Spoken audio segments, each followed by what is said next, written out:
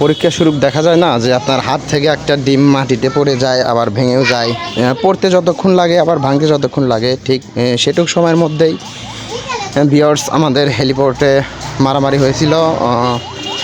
তারপর থেকেই পুলিশের টহল, ধন্যবাদ জানাই উল্লাপাড়া মডেল থানার আইন শৃঙ্খলা বাহিনীকে।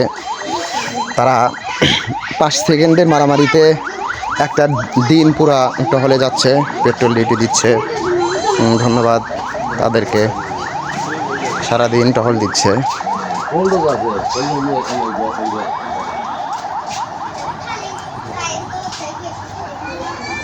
আসলে এলাকা ভিত্তিক মারামারি তো, এটা পরবর্তী ধাপে হয়তো বেশি শৃঙ্খলা সৃষ্টি হতে পারে, তাই তারা আগে থেকে সতর্ক জানিয়ে দিচ্ছে।